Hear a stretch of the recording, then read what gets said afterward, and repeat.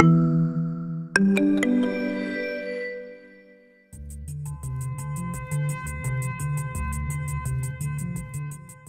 this is Jim Starkweather, the publisher of KitMaker Network and Armorama.com, and welcome to another episode of Cracking the Box.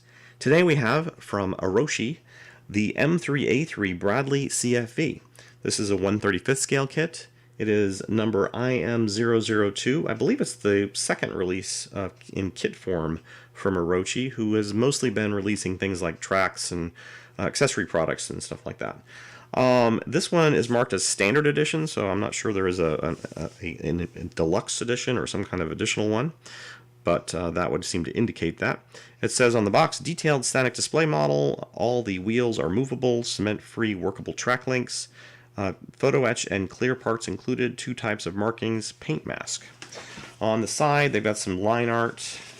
On the other side, they've got kind of, again, overlay of the various kit sprues, and let's go ahead and take a look. They do have a deluxe edition right here on the side of the box, so indicated anyways, or a graphic of it. So let's go ahead and crack her open though and see what's on the inside.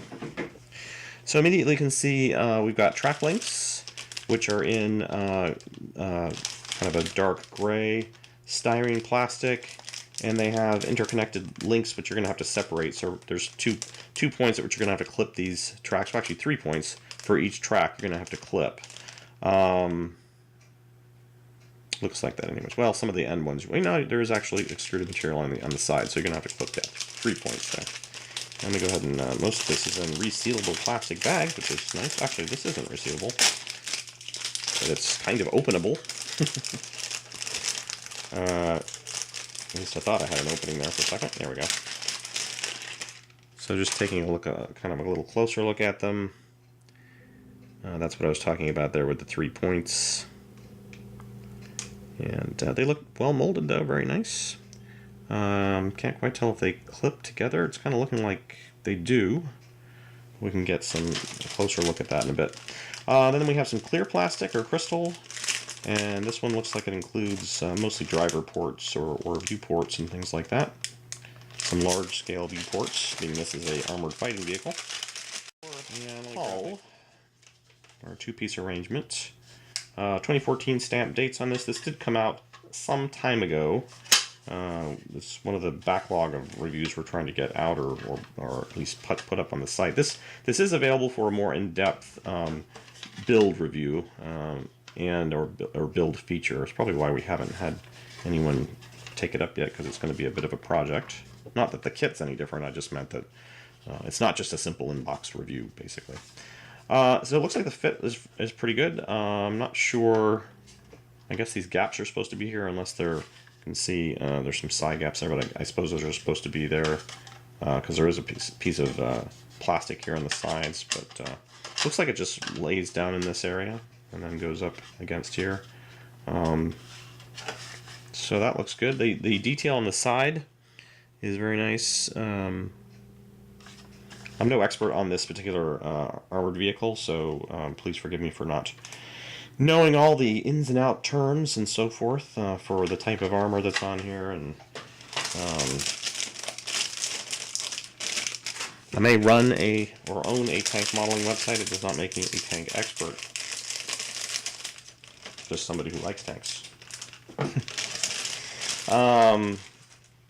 So here's the upper turret, a lower section with some of the side guards, side armor. Detail all looks very nice. I think it's probably safe to say, or not a big industry secret, that Orochi and Takom are related companies, if not one being kind of like a sub-company to the other. Hope I'm not letting out any trade secrets. Like I said, I'm pretty sure everybody knows that, so it's not exactly a huge deal. So what you can expect with this is obviously the very good level of quality production that Takom has been providing, just with a slightly different name on the box. And again, I'm not sure why, from a marketing standpoint, they do that. You know, why they create these companies within companies. I think it's to essentially develop these kind of different brand names that maybe people would expect a certain kit release under that brand name versus the other. Again, lots of little detail pieces on here. There's some nice, like on this piece, I can see some nice texturing, if I can get my camera to cooperate. You can see there on that piece, the pitting or texturing I'm talking about. All looks good. I mean, no production issues. There's a nice tow cable here that's coiled and so forth. Looks good. There will be photos at the end of this review if you're not familiar with our review format, so you'll see some close-up detail shots of all these pieces, and you won't have to try to rely on my awful camera to... It's not that awful, actually. It's the best webcam you can buy, but which is not saying a lot. It's about $100.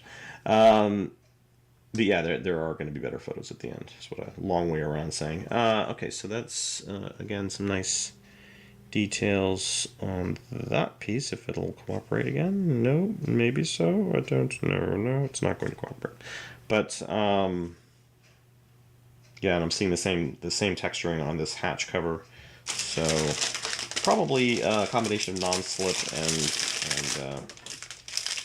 maybe just the cast steel effect. Now, obviously, this is a more modern vehicle, so here's some kind of like the Busk or Tusk armor on the side here, the reactive armor, spaced armor, and nice driver slash commander's cupola there with all the, again, texturing on this, and the viewports are all open. So the detail on the underside has some push pin raised areas there, but and one sink mark there, but that's pretty expected for an interior part that isn't meant to be seen. And then we have the road wheels.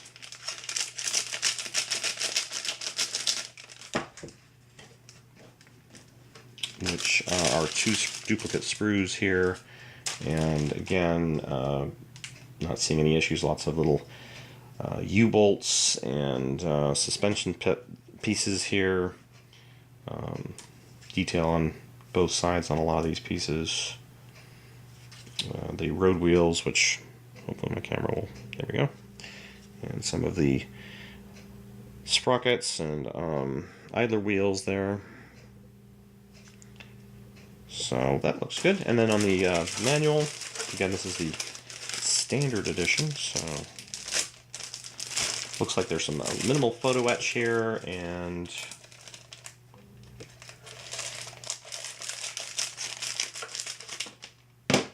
I'll cut out all this scissor cutting stuff. Right.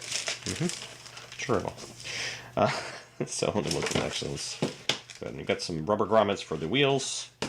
A photo etch piece here. Not sure what that is, basically. Looks kind of circular, like a template for doing something. And this small rubber bit is interesting. I'm not sure. Is this some kind of cover, I guess? Let's see. The camera to focus in there. So interesting there. A little piece of rubber. And again, the photo etch, which photos will probably do it better justice than me doing this, but you can get a preview there of it. And a decal sheet, which again includes some different markings, but not a whole lot is really displayed on these. So in terms of the manual, looks like it's going to be glossy color outside with just line drawings and such on the inside, and a step-by-step process. They do have the parts overlaid here like they did in the box, and they're calling that a poly part, the little thing I said was rubber. I'm sure that's more accurate. Process-wise, it looks pretty straightforward. Suspension and tracks going on first. The tracks are showing X10, XF1. Oh, that's just the colors, I believe. So they are snapped together tracks. No glue is being shown. Although a lot of these parts don't show glue, so maybe. Yeah, they probably are. They are. I think they did say flexible track links on the front cover, right? Interesting setup for the main gun. They've got like a positionable interior piece there with the machine gun, and I assume that's going to actually swivel, so the gun would probably move around after completion. Anyway, step by step till the finish, and then that's it. So let's take a look at the photos and then come back and conclude.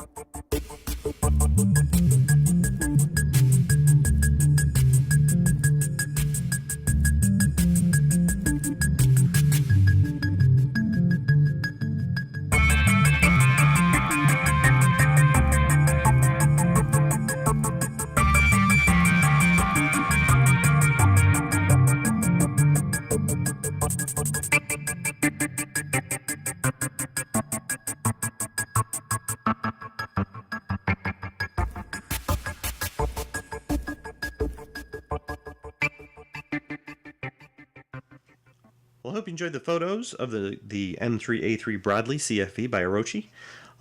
If like I said, if you're interested in doing a build project with this or some kind of feature article, give me an email at publisher@kitmaker.net, and we'd be happy to talk to you about it.